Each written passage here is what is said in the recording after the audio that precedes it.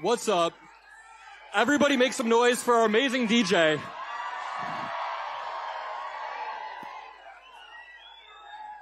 Welcome, everybody. We have a powerful event lined up for you all tonight. Flip the house. Flip the house. Flip the house. Flip the house. Listen to the energy in here. Listen to the energy. All right. We have a powerful event lined up for you all tonight. We've got some incredible speakers coming on stage in just one moment.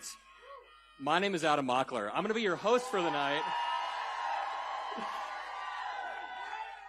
A lot of you might know me from my YouTube channel. I'm the Gen Z face of MeidasTouch. Who knows MeidasTouch in here?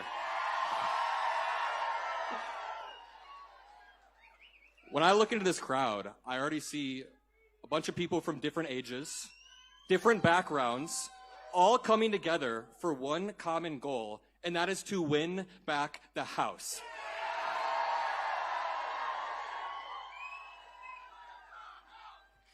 The house. Flip the house. Flip the house. Listen, there is nothing more powerful than like-minded people coming together in one room under one roof to show what democracy looks like. This is what democracy looks like, everybody. These MAGA freaks who are claiming they are America first, that is not America first. I see diversity in this crowd. Diversity is America. We are America. This crowd is America right here. And in America, democracy is important. We are currently building on the ground and online movements at the same time so we can beat this gangster regime and stop what they are doing. Now, listen, when it comes to on the ground stuff, it's very important to be on the ground, to be organizing.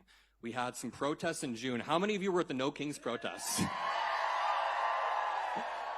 And I have a question. If we did another protest next month, how many of you would stick it to the regime? This is the energy. This is the energy that we need. This is the energy that will push us over the finish line. A bunch of like-minded individuals pushing back. Now, 1 million rising. Now, aside from the on-the-ground movements, we have online movements. We have the MeidasTouch network that is currently beating Joe Rogan. Beating Joe Rogan. And it's because of you all. We are taking power from the people who have been screwing this country over for decades, and we are returning it to you all. It is a non-centralized movement where everybody in this room can be a power block for the next stage of the Democratic Party. Tonight is going to be a sneak peek. If you want a sneak peek of the next era of the Democratic Party, pay attention to the leaders that we're about to bring out on this stage. And listen, you guys get to be the power block. You guys get to be the people that push the Democratic Party in this direction. MeidasTouch is online beating Fox News. You guys are on the ground beating MAGA. Beating Fox News. We are beating Fox News at MeidasTouch. That is insane. And listen, we the people, listen, I know the past 6 months have been quite grim. It's been challenging for a lot of the people in this room. For everybody in this room, and that's because this regime is currently kidnapping people off of the streets. You know what they're doing? You know what they're doing? They are waiting at immigration courtrooms. They're waiting there at immigration courtrooms just to pick people up. People who are following the processes. Yep. They're also passing these disastrous budget bills that will strip Medicare away from 17 million people. And this dude got into office, and rather than, placing tariffs on one country or placing tariffs on one place, he places tariffs on the entire world, the entire globe, except for Russia and North Korea. Is that not weird? So listen, despite all of that, there is still hope. There is still a lot of hope. They thought that we were going to be done. They thought that you were going to be done. You were going to submit. You were going to lay down. That's what they thought. That's what they wanted. But you know what we did? We won't back down.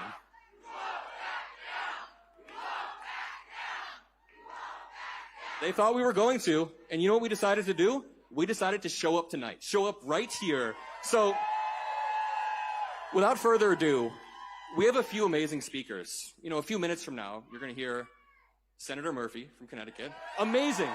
Amazing. You guys all know her, and Trump hates her, Representative Jasmine Crockett. Let's go. But first, we have representative from this state, Arizona's own Representative Yasmin Ansari. Let's do this. Let's kill this. Let's go.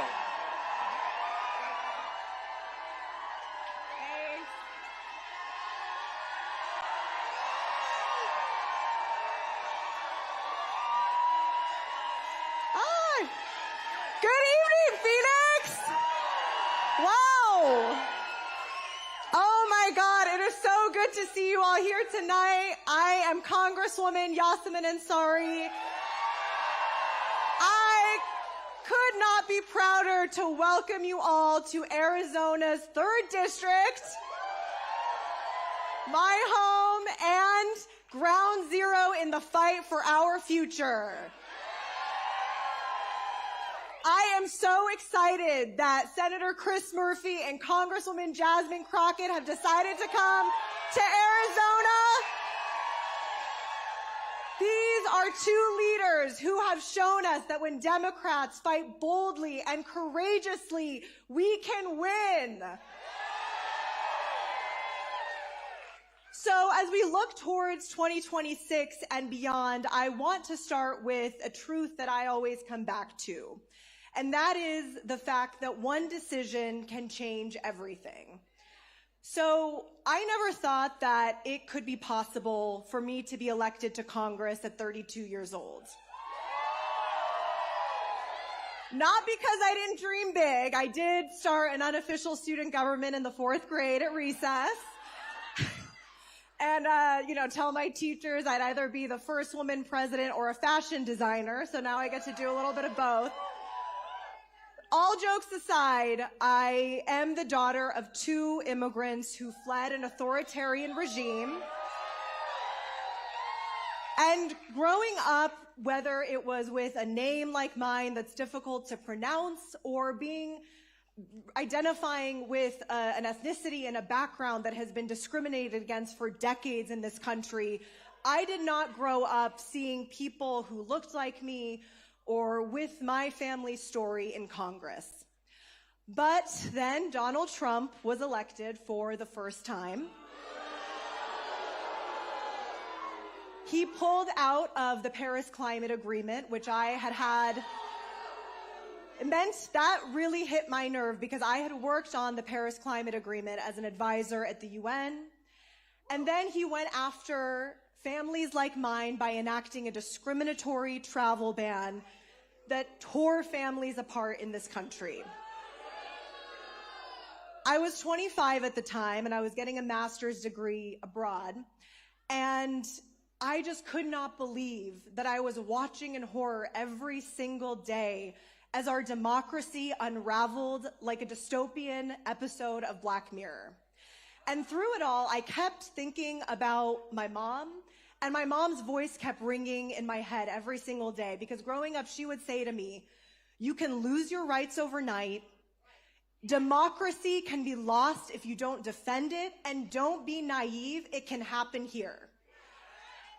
And that's when I made one decision, which was to move back home to Arizona, the state that raised me, and to fight back.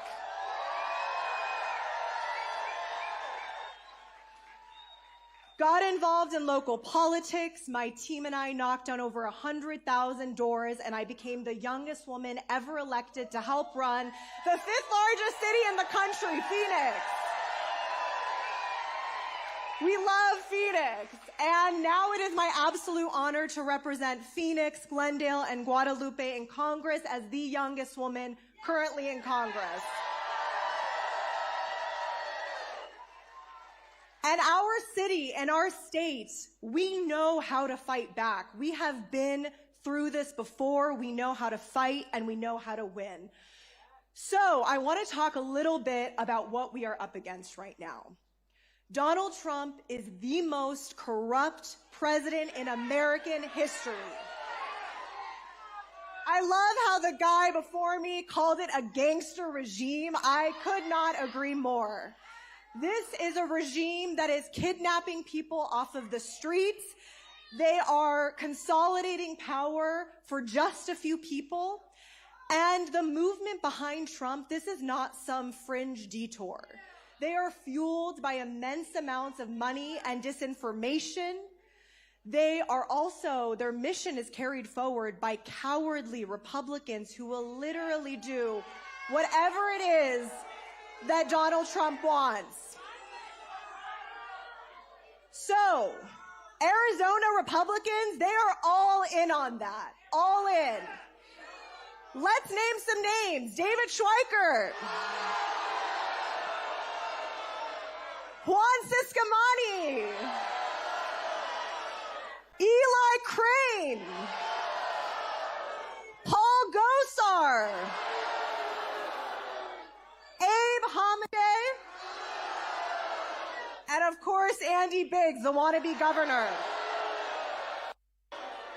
Every single Arizona Republican betrayed their constituents by voting for Trump's disgusting, horrendous bill, okay?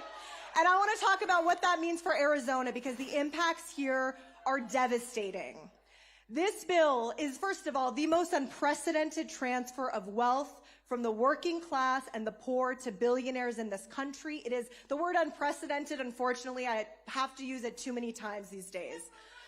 The most unprecedented cut to healthcare in this country. It cuts Medicaid, and there's 2 million people in Arizona who rely on access. It cuts food assistance as Arizonans are struggling with the high cost of groceries and as wages have stagnated. And it gives billions of dollars to ICE that now has more funding than most militaries around the entire world. And they are terrorizing our communities here. And what Trump and Republicans are hoping for, they think they have Arizona on lock, right? They think this is a conservative state. They think we are complacent.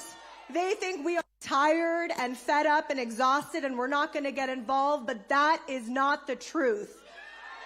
Arizona is bold, Arizona is diverse, and Arizona is rising.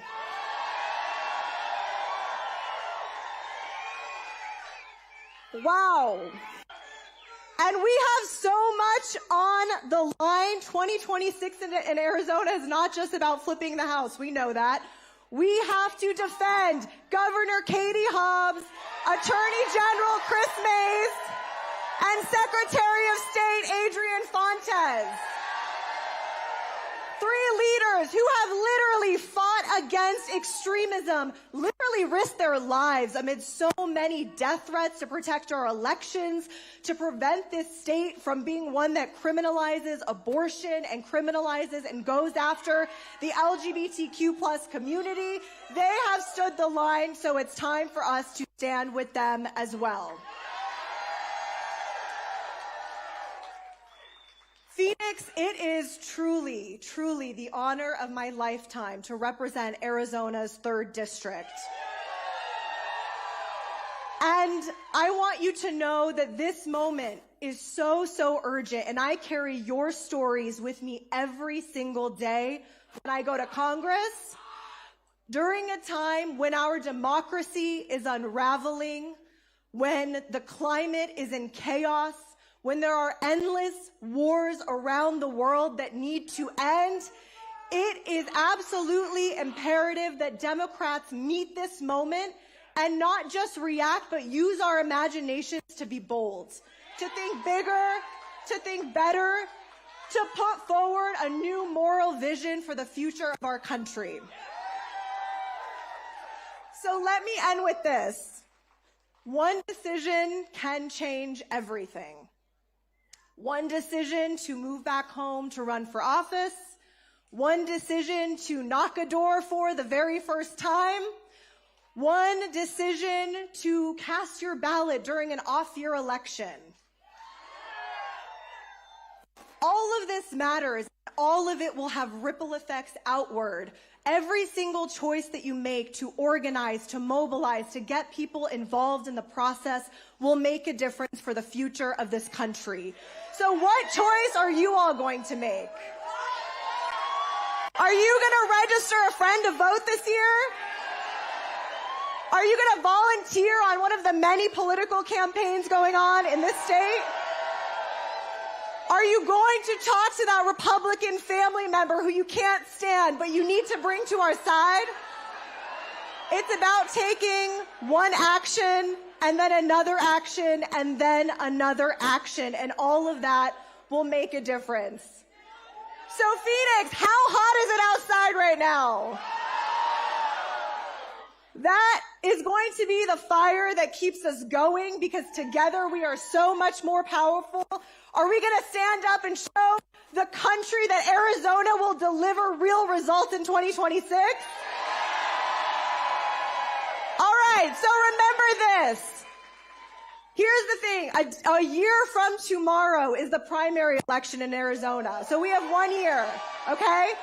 Every single day between now and next year, I need you guys to organize, mobilize, do whatever it is that you can do every single day in this country. And we are going to win together. We're going to make this happen. And we are going to make sure that one decision that we all make tonight, we will win this thing. Thank you so much.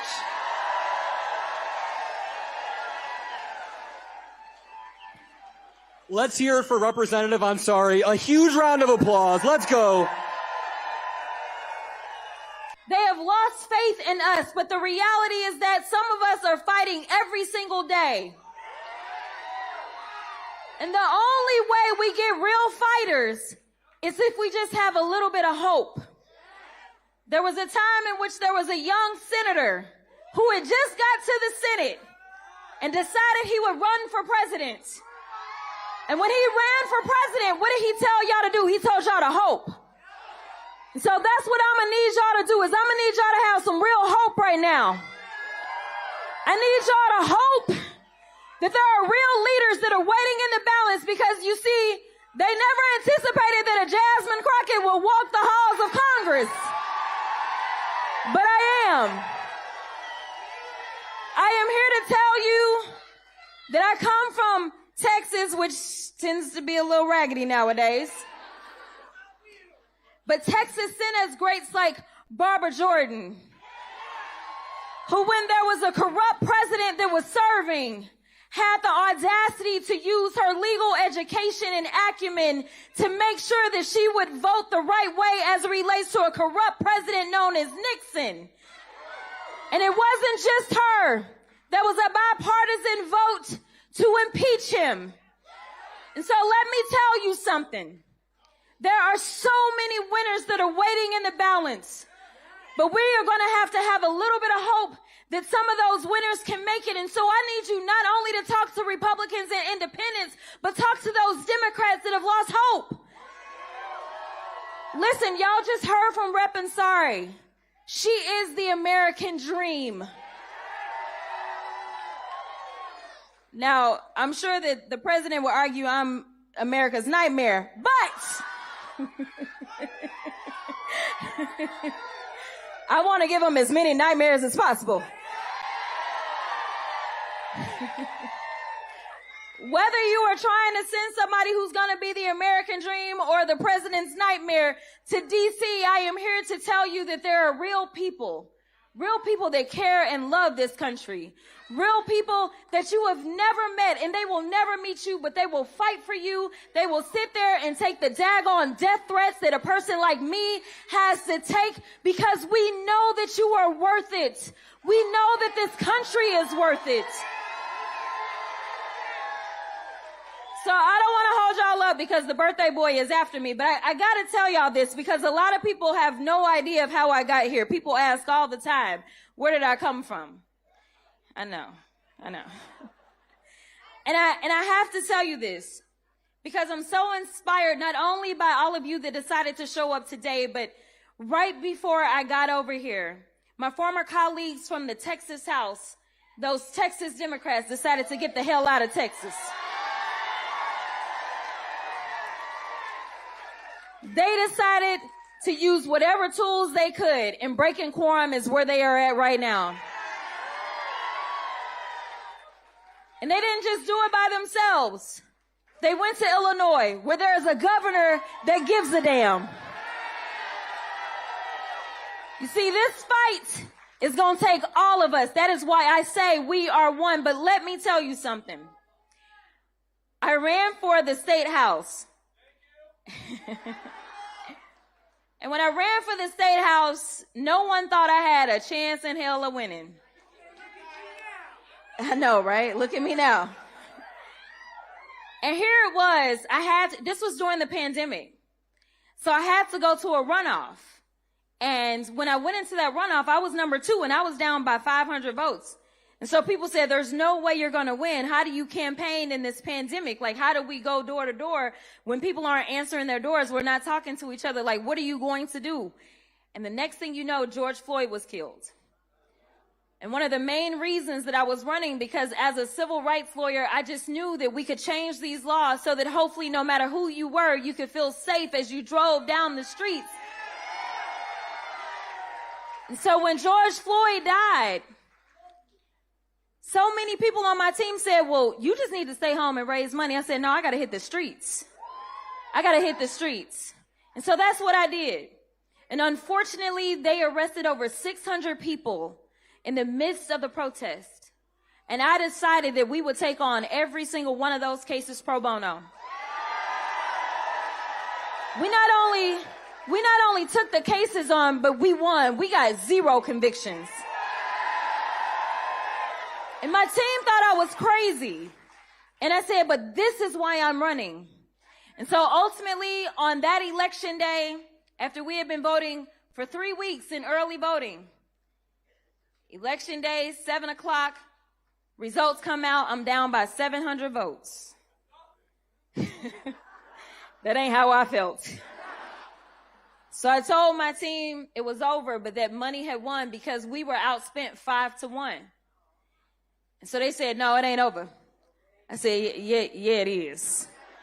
And said, no, we're going down to the elections office. We're about to watch these returns. We're going to make sure they don't steal nothing. This is not over.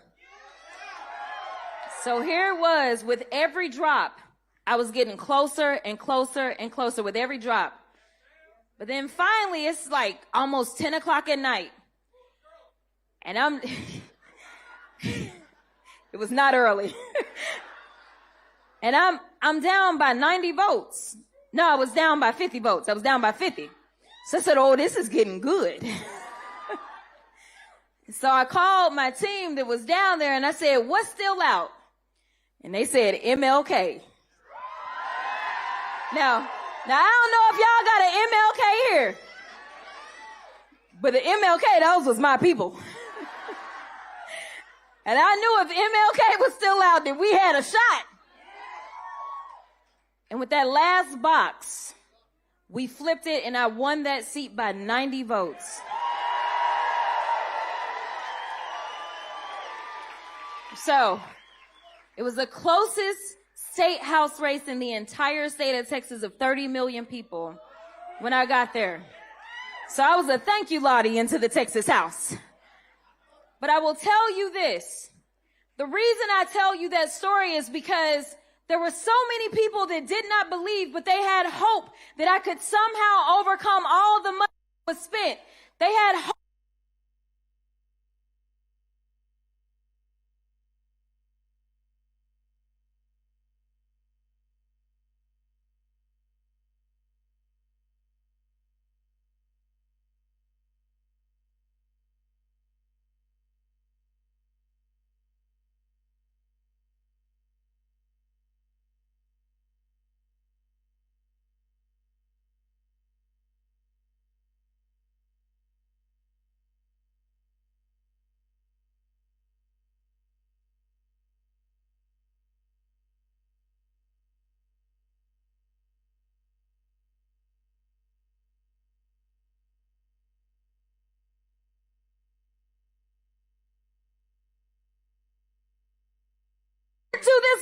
itself. It is going to take all of us because we are one.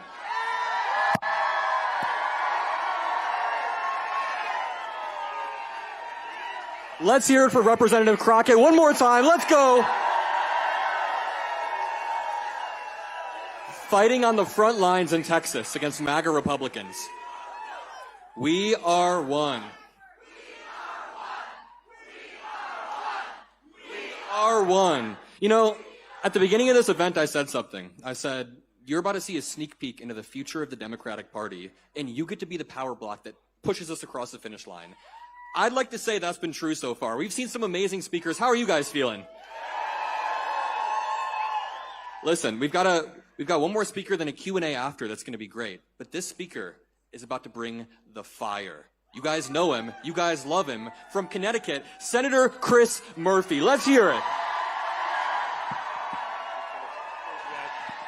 Hey, Phoenix. What's going on, Arizona? We're not backing down, right? We're not giving up, right? Hey, listen, I'm thinking to myself, I gotta talk to my staff here, and I gotta make sure that I never, ever again agree to follow Jasmine Crockett on stage. It's a terrible decision on my part. Hey, here's the big news today. It's my birthday. I'm celebrating with you. And I want two things from my birthday. I want two things.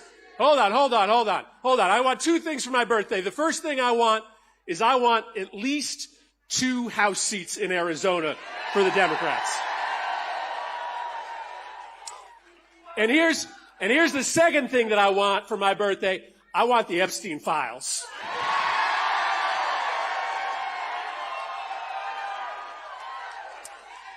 And listen, maybe you have a little bit more to do with number 1 than number 2, but every single day we got to be out there talking about the level of corruption in this White House, bringing the heat every single day. Okay, so listen, Jasmine's right. We want to get to you. We want to hear from you. We want to be in conversation with you. But I just want to say a few key things to you about this moment. What I know about how democracies get destroyed and how they get lost is that the regime that is trying to turn that country, that society into a totalitarian state, they have one key goal, and that is to silence dissent, right? To try to destroy the ability to speak up. And so, see what Trump is doing. See his assault on journalists. See his assault on higher education. See him trying to bully law firms, trying to lock his political opposition up as part of that key tactic, trying to silence us into submission. We are not going to be quiet in this moment of peril for this country. This is a moment where we can solve the problem for us. He thinks that by trying to bully a handful of institutions and individuals, that you will decide that it's just not worth it to speak truth to power. He's wrong about that. He's wrong. But let me tell you a little bit about how we rise to this moment, how we make sure that we are appropriately speaking truth to power. One of Donald Trump's specialties is distraction, right? Anytime some big new corruption scandal hits the newspapers, he tries to distract you. Anytime he's giving away another handout to his billionaire friends, he tries to distract you. And so we need to keep our eye on the ball. We need to make sure that everybody in this country knows that if your prescription drug just doubled in price, that's not because of an immigrant coming to this nation. That's because of a greedy drug company that's gouging you. We need to tell people that a gay kid or a transgender athlete is not responsible for you getting denied insurance coverage for a key medical treatment. That's a rapacious insurance company that's trying to screw you. A Palestinian student didn't deny you a small business loan. That's a bank who cares more about the corporations and the billionaires than about you. Don't let him divide us from each other. Let's tell the truth about the real threat to this country. And the real threat isn't immigrants, it's not transgender kids, it's not teachers, it's not union members, it's not imams. It's billionaires, corporations, and their enabler-in-chief, Donald J. Trump.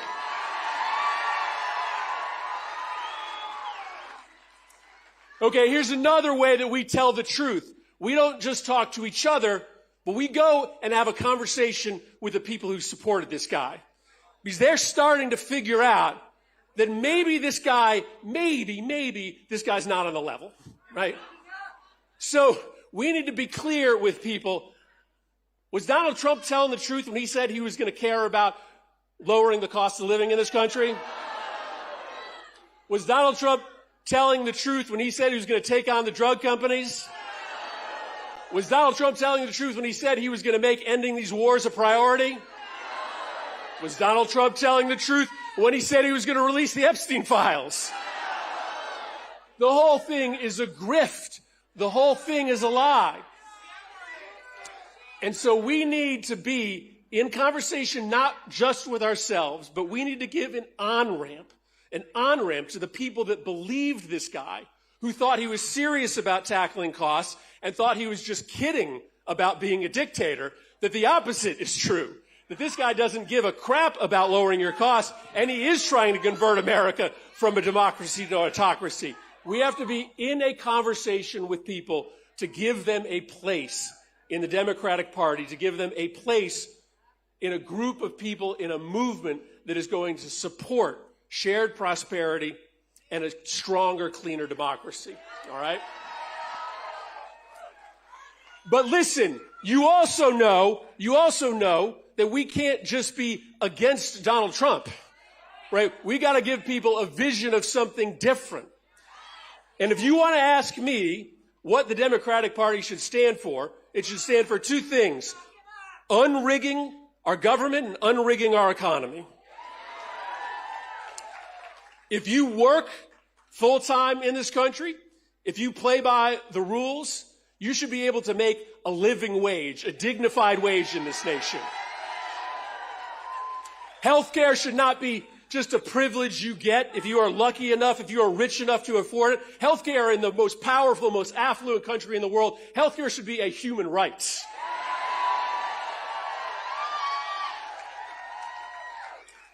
When it comes to our democracy, listen, man, this is something that can unite everybody in this nation. Everybody knows that this democracy is rigged. Everybody knows that the billionaires and the corporations have too much power. You know what? If we have to pass a constitutional amendment to get private money, billionaire money, anonymous money out of politics, let's pass a constitutional amendment to get it done.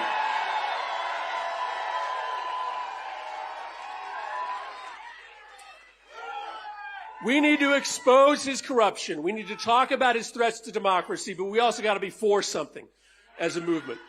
And we got to be for ideas that are big enough to match the problems that people are facing today. So we are here because we are in league, in unison with you, that we are not backing down, right? We are not backing down in Congress. We know you are not backing down here in Arizona. But I want to finish before we turn to your questions with just a sense of this moment, just to explain to you why I bring the same level of anger and anxiety that you do, but I actually bring, and I know this sounds strange to say, but I have joy when I wake up in the morning, and I want to tell you why.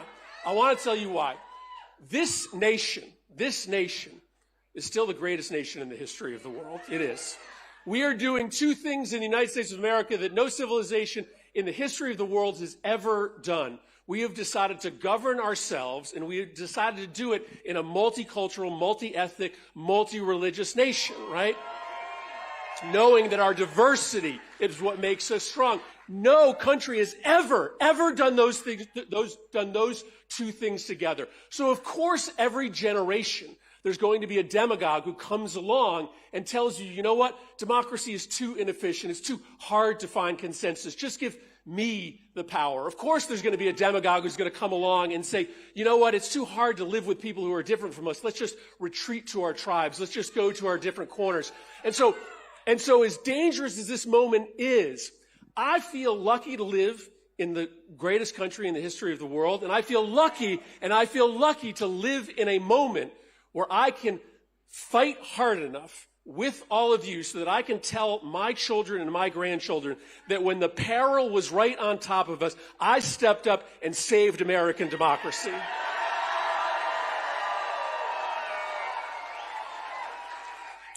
You could have been parachuted into any place at any time in the world, and you got parachuted into this place in this moment, right? When this experiment, almost to the year, 250 years in making, is under threat. You get to wake up every day and decide, how hard am I going to fight to protect this democracy? How hard am I going to resist this corruption?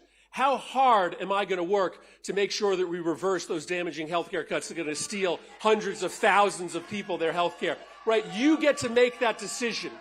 And just know that there are all sorts of people around the world who are living in regimes that have already been lost to despotism who envy you, who envy that you are in a place to be able to stand up and declare that you are not going to back down.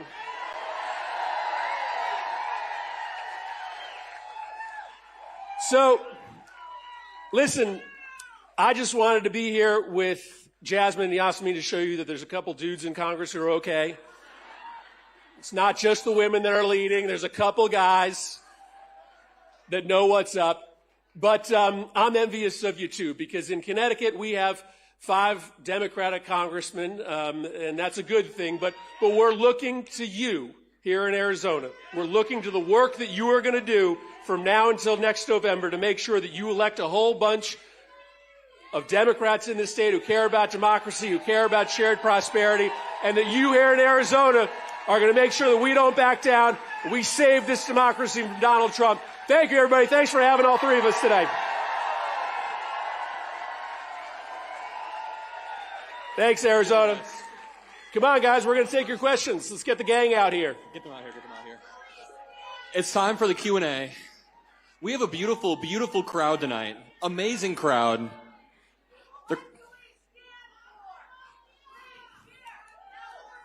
Here we go. We'll talk about that. You know, this crowd is so beautiful, but before the stage, or before the show, they played YMCA, and the whole crowd was booing. You guys are good. So we're going to have a quite open discussion on stage, and then we're going to open it up to some audience questions. But let's talk about what the future of the Democratic Party looks like. So let's start here. For Representative Ansari, in Arizona and across the country, we have seen Donald Trump reallocate funds meant for the deportation of, people here illegally committing crimes. He's reallocated that to deport farm workers, to deport people coming to immigration court, and to target people who are following the proper procedures. So what's your plan to prevent ICE from ripping families apart? How do we stop this? Thank you so much for the question. There is, in my view, arguably not a bigger issue that impacts this district in Arizona than the ramping up of ICE to such unprecedented levels. So in the budget that Trump just signed into law, there is $170 billion for the Department of Homeland Security. And about $70 billion of that is going to ICE. And first, I want to talk about the context of that, because one of the major issues with this administration is all of the companies and special interests that are benefiting.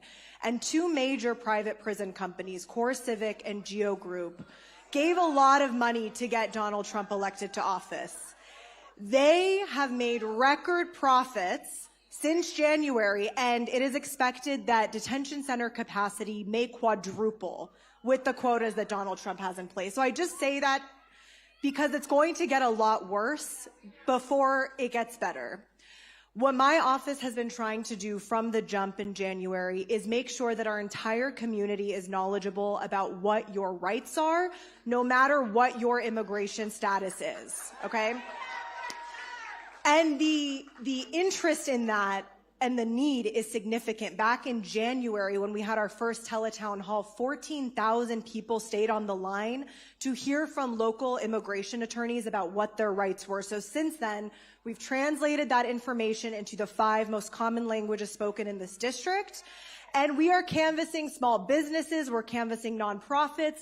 It is vital for everyone in this room to take part in this, because that is powerful for you to know what your rights are, for your neighbors and your friends to know, and it can make a difference.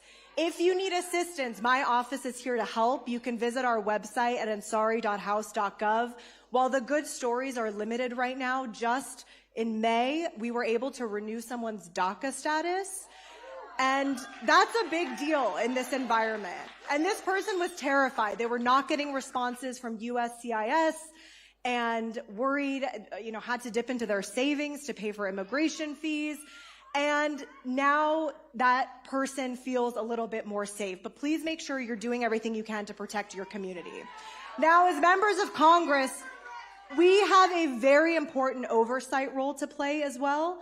I have visited Eloy Detention Center, which is about an hour away from here. I went on May 29th. I toured for 3 hours, and then I was able to speak with over a dozen women in the facility. And when I tell you that I left feeling so sick because of the horrific conditions that these women described to me, including purposeful turning off of AC by the staff there. They described an incident where a guard forced them outside to march in the heat over and over again until somebody fainted.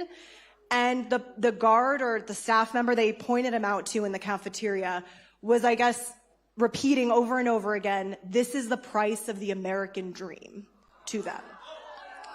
So I tried to go back last weekend to meet with 3 of my constituents, one who has leukemia and has lost 55 pounds since being there. What you can expect from your Democratic delegation here in Arizona, we are now coordinating amongst our teams so that somebody, either ourselves or our staffs, are going every single month to Eloy and to the detention centers here, because we have to be providing oversight. So you play a big part in that. Learn your rights, get involved with local nonprofits here on the ground who are doing critical work. If you can support nonprofits that are supporting immigrants, refugees, and asylum seekers, please do so. Groups like the IRC, Catholic Charities, Puente, Lutheran Social Services, these groups are losing significant amounts of funding right now from the federal government. So they're having to serve so many people with far fewer staff. So volunteer your time, get involved with them. The most impact we can make right now is right here locally on the ground. Great answer. It's incredibly sickening seeing Republicans inverse reality and say that the American dream is being beat up when people come here to have upward mobility, to have a better life. That's the American dream, coming here and buying a house and building a family in the United States. They also inverse reality by criminalizing asylum. Asylum is a process that is legal, but they are trying to criminalize it. Representative Crockett, can you speak a little bit to that as someone in Texas? Let me tell you something. Just to follow up just a little bit on some of the things that Rep. Ansari was talking about. I serve on the Judiciary Committee, and I serve on oversight. And from a judiciary standpoint, one of the things that went into this markup was we tried to get different amendments passed that would not allow for ICE to cover their faces. And the Republicans not only voted this down, but refused to debate the amendments that we were trying to get passed that basically said, listen, we will not send our dollars to ICE if this is what they're going to do, because it's dangerous not only for those citizens or undocumented folk, but it's also dangerous for actual officers because people don't know who you are. They would not do that. Correct. They wouldn't wear masks during COVID, but now they love them. Yeah, very interesting. In addition to that, one of the things that came about in this budget is they decided that they wanted to set aside additional dollars for these ICE agents. So as they were firing public servants, whether it's at IRS, Social Security, you name it, USAID, they decided that when we did the math, every single agent would get over $40,000 in a bonus at ICE. And wait a minute, to make it even worse, let me tell you, yeah, that's what they're offering now. But when we did the math, based on the number of agents that they had and the amount of money that they were adding into the big ugly bill, at a very minimum, every single agent could get over $40,000 as a bonus. Now, as we were debating this and fighting this in judiciary, I looked over at our staff, bipartisan staff. We were there late at night. They just decided not too many years ago that we are not allowed to pay our staff any less than, I think, $40,000 or something like. Basically, the very minimum that this staff was sitting there all night having to work with us, that's what ICE agents were going to get at a minimum for their bonus. This is how sick they are. And they don't care about teachers. Now, when we talk about those that are asylum seekers, because Trump told plenty of lies during his campaign, he said, I'm going to go after the bad guys. I'm going to go after the people that are harming our communities, and Democrats just want to keep all the criminals here, which is not true, because most people don't even understand that an ICE agent isn't the one that investigates, say, a rape case or a murder case. It is always going to be your local law enforcement that does that investigation. And it's not like local law enforcement does the investigation and then says, oh, well, never mind, this person is undocumented, so we can't go any further. That's not how it works. They do the investigation, they follow the evidence, and then they incarcerate people. And if for some reason someone is undocumented and there's some problems, then there is a hold that they get through ICE. I have dealt with this a ton as a criminal defense attorney. And so they end up with a hold on them, and some prosecutors, depending on where they are, they decide, you know what, we'd rather they just be deported. Some of them say, no, they're going to have to do time here, and then they get deported. But they're the ones that make these decisions. But now what we have is ICE showing up to people's court dates. The people that are going through it the quote-unquote right way, right? And they've decided to go after them. So essentially what we have is a con man that is a convict that has decided that he was going to continue to convince the American people that our eyes are lying to us. We're not stupid. We know what you're doing. And frankly, so many white supremacy groups have backed this regime. This is why they are doing this kind of stuff. I mean, listen, who did he tell to stand back and stand by? The Proud Boys. And when we look at who showed up on January 6th, it was the Proud Boys. It was the neo-Nazis. And so it is very clear that they never want to talk about the crimes that they are committing when the numbers are clear. The most violent crimes have actually been committed by these groups. And they won't say anything about them. But hardworking people that are truly here to really live the American dream, because this is supposed to be the land of the free and the land of opportunity, that's who they want to go after. So listen, I will say that I will be the first to admit that our systems are broken. They've been broken. And frankly, no matter who's been in charge, they ain't fixed it. Because some people like to campaign on these things. And it's not just when it comes to immigration. It should not have been, let me tell you, before the pandemic, the average wait time so that you could literally try to get through the process of becoming a citizen was more than 7 years. More than 7 years. If somebody says, hey, you know what? I am an asylum seeker, and let's say that they're not. Well, that presents a threat to us because we are not fully assessing whether or not this is a real asylum claim. So people have taken, I will admit, people have taken advantage of these loopholes in our broken system. But we did try to fix it in some way. At least the Senate did. The House didn't do anything. The Senate tried, and Donald Trump convinced them to be cowards then. Because he wanted it to be broken. He wanted these images of people being dragged out of their homes or dragged out of their schools or their churches or whatever. Because that is what strength looks like to him. It is weakness. And so let me say, when I don't really care how you identify politically, but if we live in a democracy and the democracy belongs to the people, you need to apply pressure no matter who's in office. And so it is important that, yes, we are here because we truly feel like the House should be ours, and we're going to do everything that we need to do to make sure that the House becomes, that's right, we got to flip the House. But once we're there, our work is just beginning. You've got to make sure that we address these things. And so the only good part about the fact that he is tearing everything up is that we get to build it back better and bigger.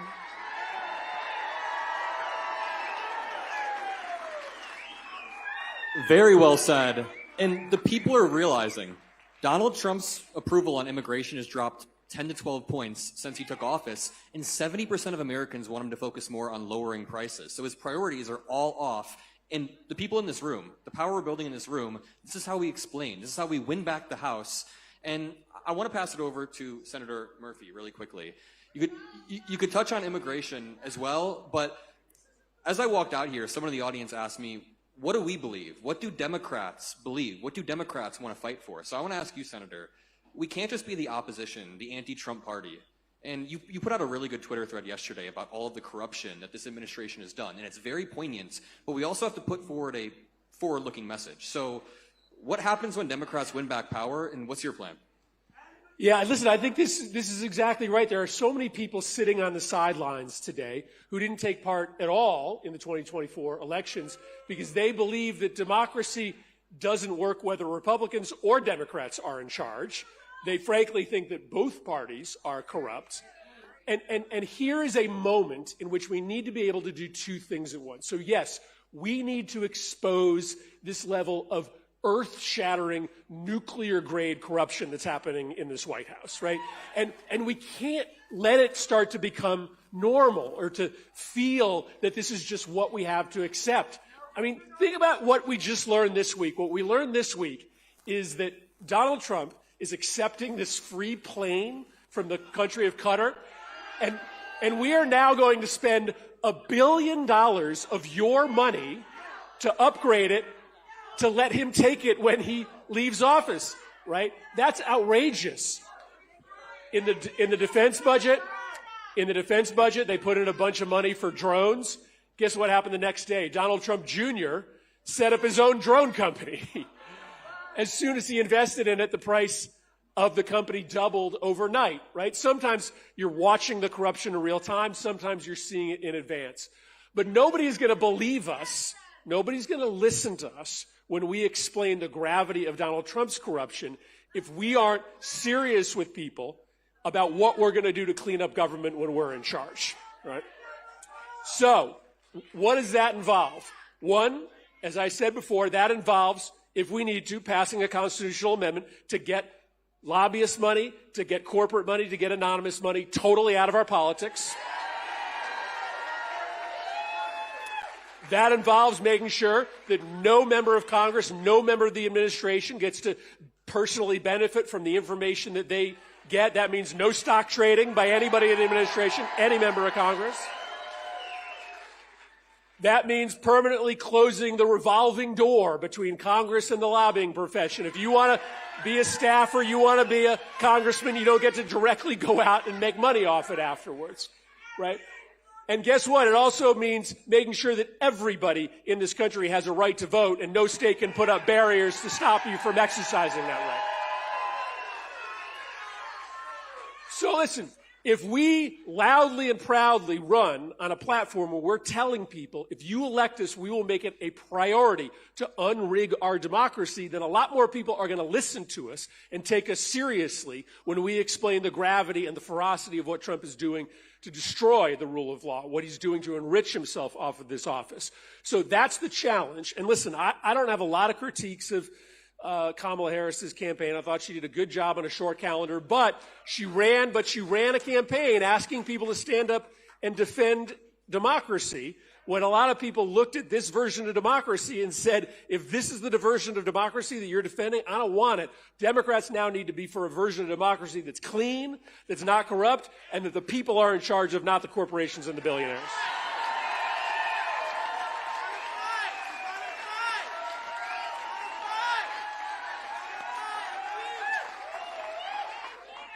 Representative Ansari, I want to hear what your forward-looking vision is for the future of the Democratic Party.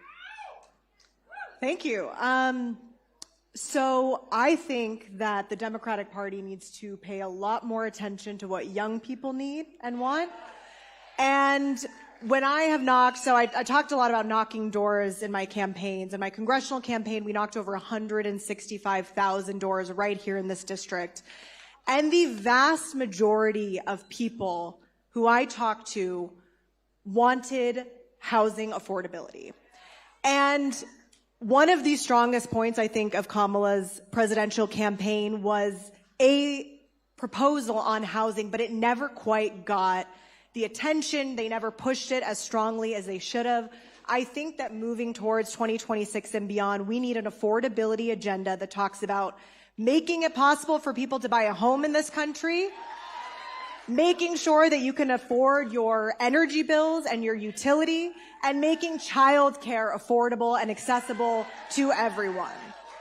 These are the most important things, and that also comes with making sure that as a country we have a moral, by putting forward those policies. We have to put forward these plans. So I think we all play a role in determining what those things are. I was recently appointed as the head of the Progressive Caucus's task force on lowering costs, and the entire purpose is to travel the country, listen to people, hear what people need, and put forward that vision for 2026 and 2028 and beyond. So I think everyone is playing their part in this, but that is what's going to inspire people to get involved, especially young people who are just sick and tired of the bullshit.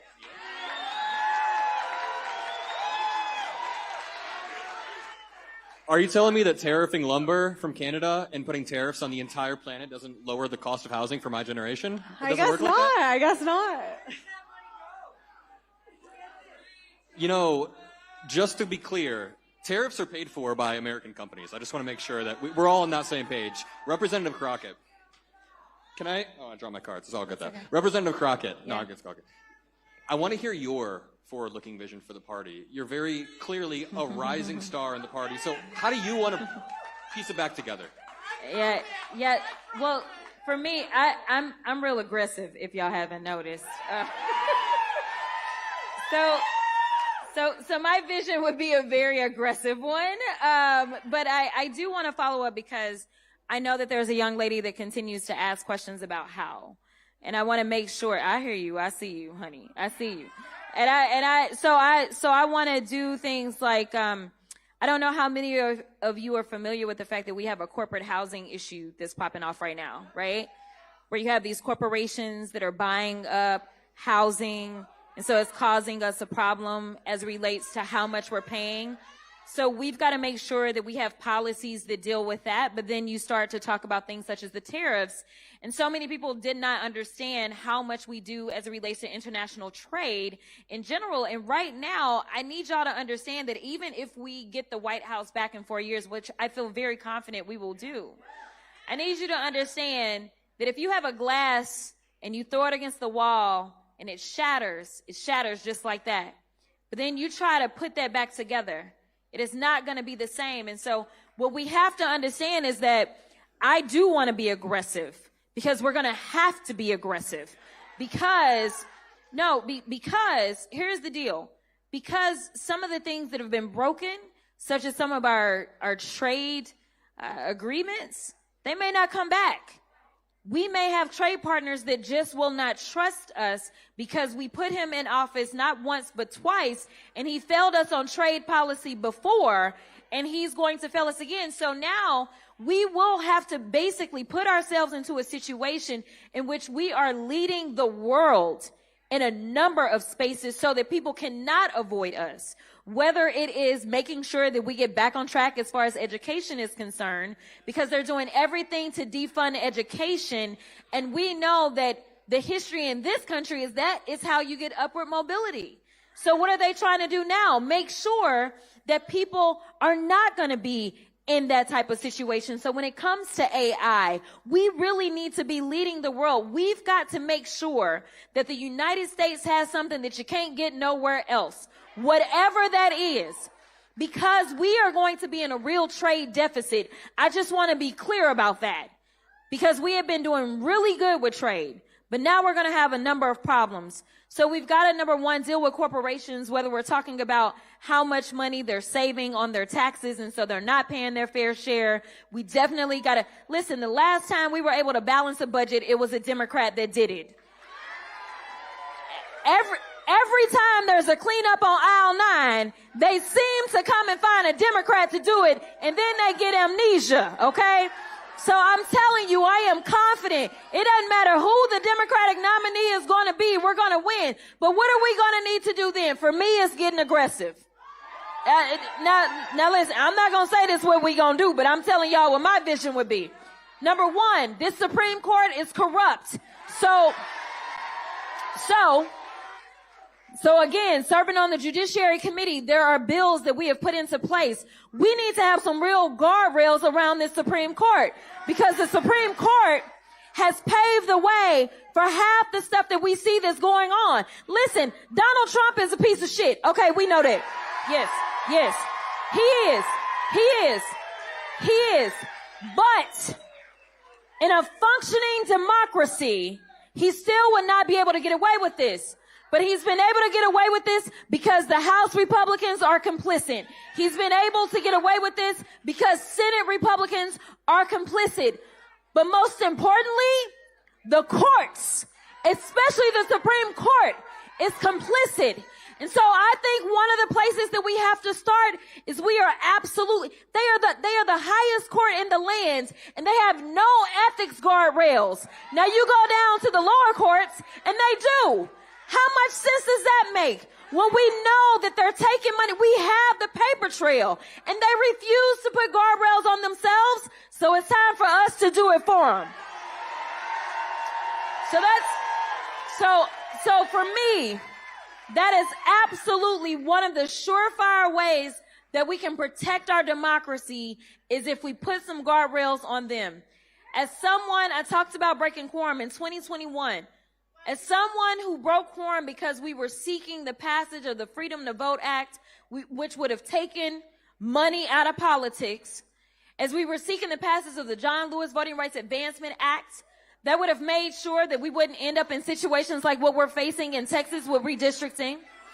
So it also would have made sure that it doesn't matter if you're casting your vote, say, in California, or if you're in Texas, you would still have equal access to the ballot box. Unfortunately, in a state like Texas, we don't have online voter registration.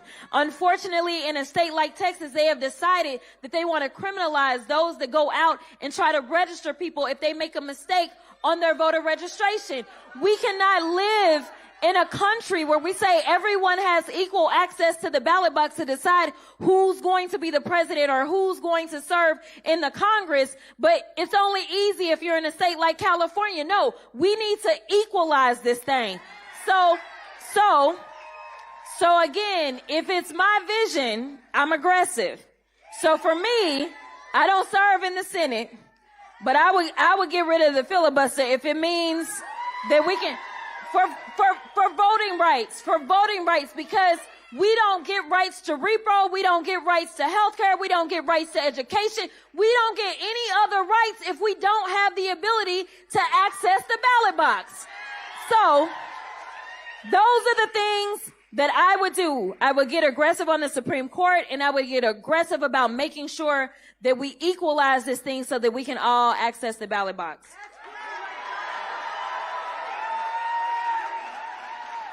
There's your plan, ma'am. There's your plan. You know, I've talked to a lot of voters and seen a lot of polls since the election, and Democratic voters just want politicians to be more aggressive. Is that how you guys feel? I oftentimes say that norms in a democracy work like consent. You can't have consent if one side isn't participating. In the same way that you can't have a functioning democracy when one side is not participating in the norms at play. So when Republicans continue to go lower and lower and lower, I'm not saying we should race to the bottom, but let's match their energy and be aggressive. Okay. Now it's time for some audience questions. We have some audience members over there, to your guys' right. Our first question is from Carla Vossler for Representative Ansari. Carla, where are you from, and what's your question for the representative? Thank you for taking my question.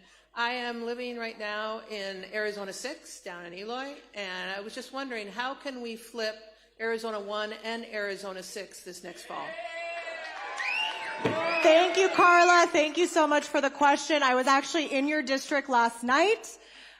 This week, I've been doing town halls in the Republican districts that are most likely to flip. So it was really exciting to see so many people out last night in Tucson at Pima Community College.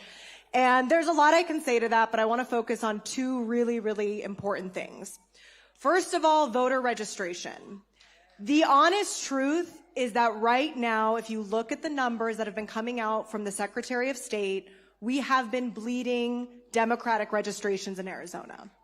This is a fact. We have to realize that this is happening. Many people are switching to independent, but Republican registration has increased. And we have always, as Democrats, been, dealing with what used to be a red state and now a purple state. We obviously have 2 Democratic senators, a governor, all of that, but that was quite the feat, right? Because that means that Democrats have to win over independents. We have to win over Republicans. But the pace in which we are losing Democratic registrations is alarming, okay? So it is vital for people in this room to take it upon themselves to get involved in the voter registration process, okay? There are organizations who are doing this, but there's also been a serious issue with funding. Funders are evaluating across the board right now. They're looking at Arizona, what happened in this last election cycle. Funding has been a challenge. So some of the groups that have historically done voter registration have not picked up the way that they should. So I really want to ask all of you to take that seriously. If you can set personal goals for yourself when it comes to registering your friends, your family members, young people, is anyone here in high school or college? Yes, register your friends. Get out at ASU, at GCC, at the community colleges, and register your friends to vote. Because the other thing is that a lot of times people don't vote in non-presidential years, and that's another big problem. In 2026, we have so many important seats here, and we have to make sure we turn out in the same way that we would if the president was on the ballot. So voter registration is key. Second, I am a massive believer in knocking on doors and on fields. Does anyone remember how many votes Attorney General Chris Mays won her race by? Yes. 270 some votes out of 2 million. Okay? I won my primary, I don't like talking about it, by 39 votes as well. So I know what close elections are all about, and those are field margins. And when that happens, I am in the freshman class with colleagues who flip seats in California and New York also by crazy margins. There's this guy, Adam Gray, in California. He won by 180 votes, his general election, and kicked a Republican out of office. So we have to get out there and knock on doors and talk to people, because people are bombarded with TV ads, digital ads, all the ads. At the end of the day, if someone comes to your door and talks to you and makes a compelling case, it's going to make a massive, massive difference. So please get involved in someone's campaign or orgs and start knocking on doors today. When elections are being swung by 200 votes or 39 votes, that's how many people are in this room right now. So we can change elections with just the power block we have in this room. We now have another question over there. We're now hearing from Betsy. Betsy, where are you from? And what question do you have for Representative Jasmine Crockett? Hi, I'm from Mesa, District 4. And my question is, how can we secure our elections, and how can we protect ourselves from gerrymandering and voter suppression? I'm allergic to that word right now. Again, we are in a weird spot, right? Because gerrymandering used to be this bad word, and now we have a president that is openly calling for racial gerrymandering down in my state. And when you talk about the energy of the Democrats in the moment, you know, we have always been a pretty ethical party. We always want to do the right thing. Well, God bless all of the Democratic governors that are ready to get down and dirty. Because he wants to gerrymander his way into not having any accountability in the second half of his term. He knows that his policies are unpopular. He knows that he is going to hurt people. He knows that he's already hurting people. And so instead of just doing better, he's decided he's going to cheat, because that's just who he is. And so again, once we are given power, and to be clear, because some people think that all will be fixed when we get the House. It won't be. We need his chamber too. we need the Senate. And this isn't our best Senate map. I'm going to be perfectly honest. But I do think that if there is a chance for a Hail Mary in a Senate map, this is our Hail Mary. And so we are definitely looking at some overperformance. But when I came out here earlier, I told you we are one. If you just focus in on your own district, which may be where Rep. Ansari serves, then we've already lost. You are going to have to take this and recognize that this is our fight collectively. So that means that you may have to go over to another district in which we need to flip and knock doors. That means that you may have to send a couple of extra dollars instead of going to happy hour to one of those districts. It may mean that you may need to spend a weekend in Texas because they've decided. So when you take ownership over this and understand that we are in this thing together, right now I don't have a fix for gerrymandering because unfortunately we have no power. We don't have the House, we don't have the Senate, and Lord knows we don't have the White House. So I can't fix it at this very moment.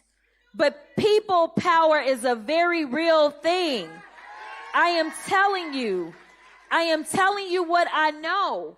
I am telling you that we are going to have to overcome some really terrible obstacles. But we can. In addition to that, if and when Texas does what they are trying to do, it is so important that we organize and we apply pressure where we can. There are some Democratic states where they can do the opposite of what they're doing. And so I thank goodness for California, who seems to be leading the way right now. We're going to have to apply some pressure in Illinois as well, because it is my hope that Illinois gets involved. We may be able to pick one up in Maryland. We are going to have to push wherever we can push. So again, just take ownership over this fight and recognize that we can do something in this moment. Do not feel helpless or hopeless, because that's when they win. That's what they want you to feel, as if all is lost. Instead, there's another song. I love songs, okay? This is a rap song. It's called Motivation. It says, your hate is my motivation. Let their hate be your motivation in this moment. Let them, every time they decide that they want to shut somebody like me down by moving me out of my district, let that motivate you to do more. In addition to that, I'm just going to add to what Rep. Ansari said. Understand your sphere of influence. Most people don't want to listen to politicians, but your neighbors, your coworkers, your church-going friends, your family, they will listen to you. So in addition to knocking doors, I challenge you every week, just once a week. I want you to put raise your hand if you got a group chat. I don't care what the group, everybody got a group chat. And I hate that y'all have group chats, because that's the one place we can't infiltrate. We can infiltrate your Instagram, your Facebook. We can Instagram your Twitter, your TikTok. We can invade all it, but we can't get into your group chats.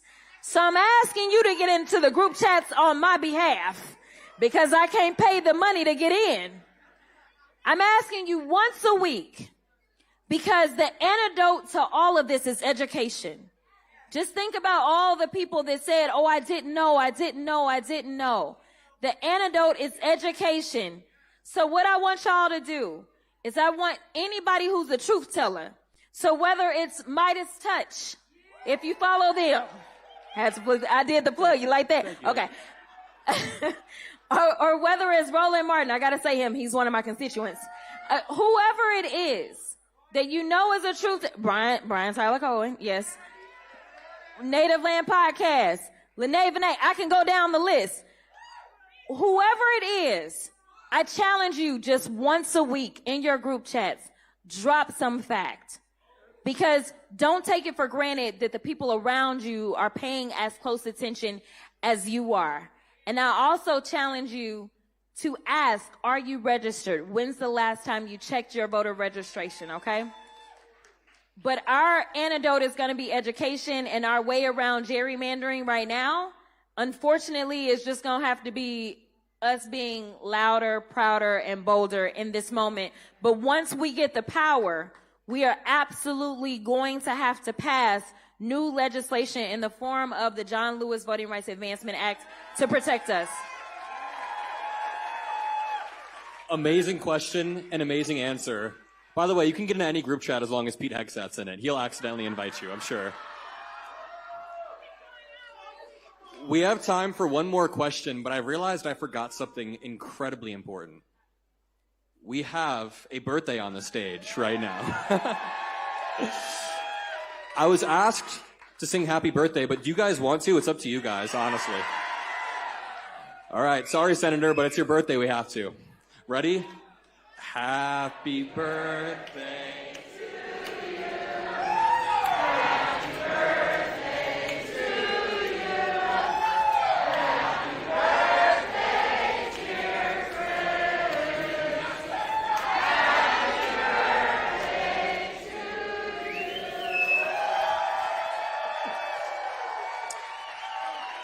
You make a 29-year-old guy feel so good.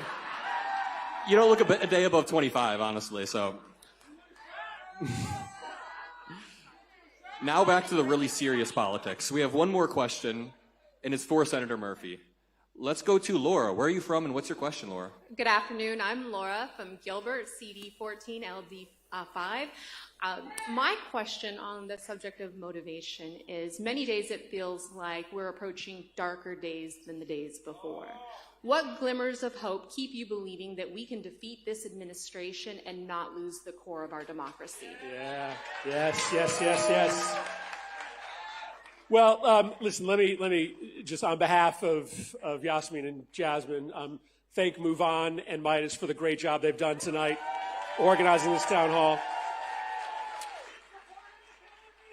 So let me just tell you two stories, maybe to finish this out tonight to answer your question. So I've talked a lot, and we've talked a lot about how democracy is letting us down, how it's rigged to help the powerful, the billionaires, the corporations.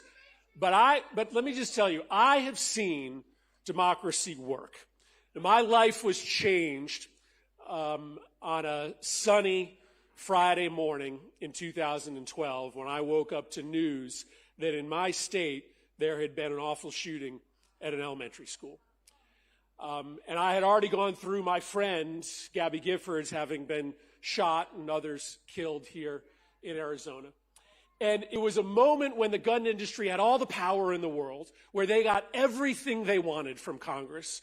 And those of us who wanted our kids to not be fleeing for their lives in our schools had so little power. We tried to get something done in the months after Sandy Hook, but we couldn't. The gun lobby was just way, way too powerful.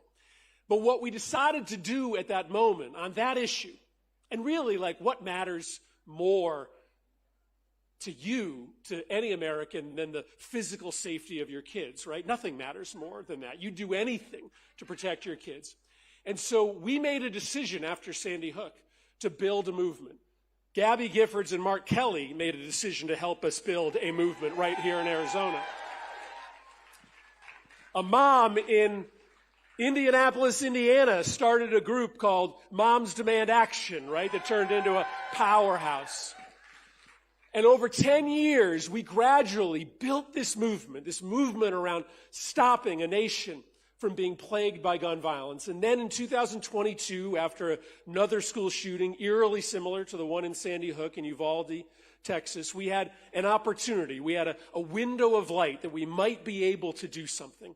And over 30 days, I sat in a room with Republicans and Democrats, and we negotiated what we hoped would be the first major anti-gun violence legislation in 30 years. And what happened was, in that moment, after building power in this democracy for 10 years, we finally were more powerful than the gun lobby was. And after those 30 days of negotiation, because of the pressure that was exerted on both Republicans and Democrats by citizens, by regular people, for the first time in 30 years, we passed an anti-gun violence bill in Congress.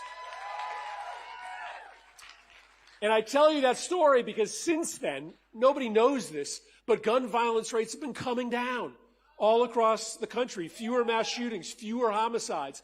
In my neighborhood of Hartford, which is one of the neighborhoods with the higher rates of gun violence, there are literally parents today who are not mourning the death of their child, of their son or their daughter, because in that one moment, democracy worked.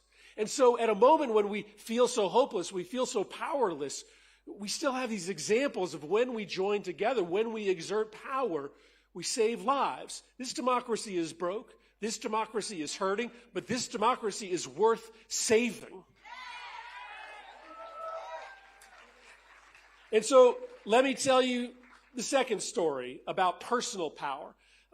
Jasmine shared the story of one of her first elections where she came from behind. I had one of those elections where I was down going into the final weekend by 9 points in the public polls. This is when I was a second-term member of Congress, and we just decided that we were going to turn out as many people as we could. We were going to throw as many people to knock on as many doors as we could. And we thought maybe if we had 3 times as many volunteers as the other side had, maybe we could make up that difference. And I remember I'm standing outside a polling place at 7:59 in Connecticut. The polls closed at 8 o'clock. At 7:59, and I'm feeling kind of hopeful. I'm feeling like maybe we turned out enough people. And this woman comes driving up, kind of screeching up to the polling place. She pulls over a car. She gets out, and she starts running in. She sees me out of the corner of her eye, and she was like, "Oh, my God, you're the person I'm coming here to vote for." And I was like, "Okay, well, go. And she comes back out, and she says, "Listen, I just want to tell you a story. I wasn't going to vote tonight. It's cold. It's dark. I just didn't want to leave my house." And then this young woman knocked on my door. This one woman knocked on my door, and I thought to myself, if you matter, if this election matters so much to this young woman that she'd be knocking doors for hours at a time on this cold, dark, misty night, well, then I can just take the 10 minutes to drive down to the polling place and to register my vote for what I think is right about this world, right? And I started thinking to myself, wait a second, well, what if what just played out with that woman played out at the polling place next door, and the one next door to that, and the one around the corner, and I'm here because you know the answer to this story. I won that race. But it is testament, right, to this twin power that we have. Each one of us, every single one of you, individually, has the power to change lives, has the power to invest in our democracy. And as much of a miracle as individual will is, you know what's more powerful? Collective will, right? Collective will. The decision that we make together to protect our democracy, to root out corruption, to help our neighbors, to flip seats to people who really care about our communities and care about our country. And so my optimism comes from my experience. And my experience tells me that there's a lot wrong with this country. But there is nothing wrong with this country that can't be fixed by our individual decisions to stand up at this moment and our decisions to lock hands, to hold hands with our neighbors, to engage in the kind of collective action that can save a community, that can save a state, that can save a nation. So I wake up every day with anxiety. I wake up every day with anger, but I wake up every day with a little bit of joy because I know, joined together with all of you, we are going to be able to tell a story to our kids and our grandkids that when our country was in peril, when this grand experiment was in jeopardy, when we had a chance to stand up and do the right thing to save it, we decided that we weren't going to back down. Thank you, guys. When we walked out on stage, you guys asked for a plan. We presented a plan and more. Again, The Democratic Party, right here, this is the sneak peek. This is the future of it. Can I get one final massive round of applause for our Congress members?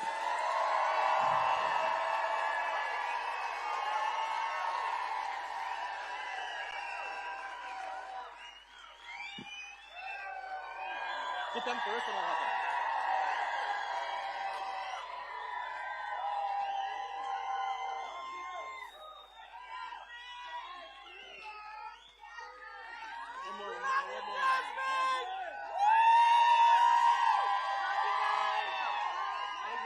Thank you. Thank you. Thank you. There's more. Listen up. This is a really important piece right here. Now we learn how to channel all of this incredible energy into on-the-ground movement, which is a necessity for our democracy. We're going to bring on stage MOVEON's Arizona field organizer to tell you exactly how you can mobilize. I'll come back after and close out the show, but welcome on stage MOVEON's organizer, Christian Pierce. Thank you. All right. Can we give it up for Adam? He's been awesome. Yeah. He's been great. And I want to thank Adam again and thank all of you for joining us tonight. I'm so proud to work for MOVEON, all the incredible things we do every day. And I'm excited to be in a crowd of all of you, hundreds of MOVEON members here today from across the state. And if you're not a MOVEON member, now's the time. Over the past few months, people like you have shown what's possible when our communities come together. We're in scary, uncharted territory. But even in the darkest moments this year, it's people like you right here in Arizona who have inspired your fellow Americans to step up, speak out, to show up, push back, and not back down in the face of authoritarianism. Thank you all for being here tonight. And I'm completely serious. Some of our most passionate, committed, and engaged members and volunteers are here tonight and have been fighting the good fight since the inauguration to keep the heat on Dave Schweikert. And we have two of those amazing cohort leads tonight here from Congressional District 1, Amy French and Meredith Abramson. Can you please raise your hands? Where are you both at? Let's give them some love. All right, they're up there. Thank you so much for all the work you're doing, along with the two cohort leads that can't be here tonight, Kyle Mickle and Jennifer Hatemeyer. Let's give them some love as well. All right, and let's just talk about the highlights they've done so far this year. In District 1, they've held 12 protest events attended by more than 1,000 Arizonans. And for 6 weeks straight, they've been hosting weekly food drives outside Schweikert's office, and they've been only getting bigger. And they've collected 2,000 pounds of food so far to raise awareness to the cuts that Schweikert is doing by voting for those cuts. Families here desperately need SNAP. That's what the problem is, obviously, of course. And they've done incredible work to hold Schweikert accountable, but this is only the beginning, right? We'll need more people than ever to join our efforts to push back against the administration and build the biggest base of grassroots volunteers to flip the House.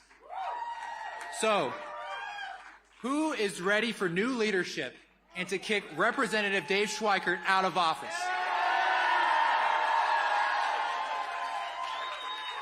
Incredible. Who is ready for new leadership and to kick Representative Ciscomani out of office? Who is ready to step up, fight back, and win back the House in 2026? Now, we didn't come to Phoenix tonight just to talk for a couple hours. We're here to do something, right? So tonight we have 4 things you can do right now to push back against the administration and help us build a powerful base of volunteers who need to vote Republicans out next fall and flip the House. So I want everyone to take out their cell phones right now. If you could do that for me, just take out those cell phones and you can scan the QR code on your bracelet and on your rally sign, either one.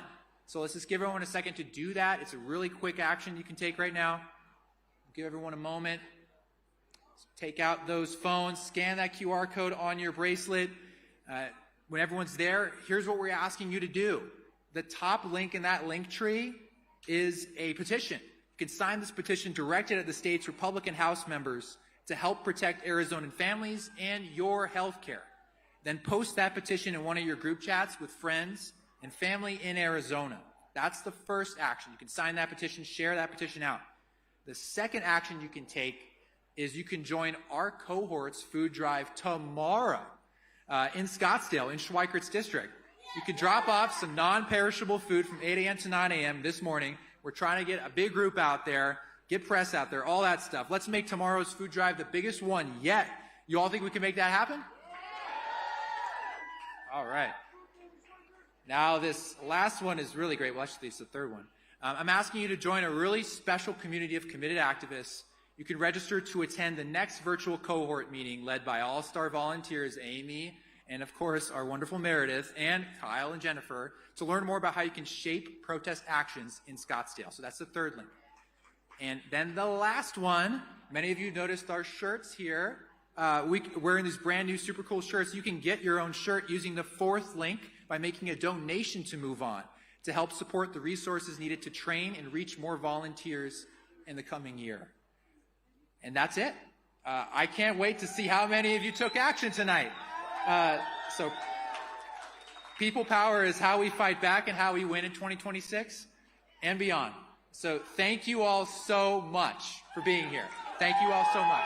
Appreciate it. Thank you. Well, sweet. That was amazing. That was so much fun. I'm just going to close this out very briefly. I'll probably be hanging out back there after if anyone wants to say hi, but I just want to say, everybody who showed up tonight, this is what democracy looks like. This is exactly what democracy looks like. Diversity in age, diversity in lived experience, but coming together because we care about America. And as I said at the beginning, we are America. This room right here, the people who are turning out and voting and door knocking and looking up the link so you can continue to canvass, that is America. So thank you all for coming out in this insane heat. Visit won'tbackdowntour.com. Won'tbackdowntour.com. More to come. More to come. My name is Adam Mockler. You can find me on YouTube. Thank you all. YouTube, Adam Mockler. Thank you all. Amazing.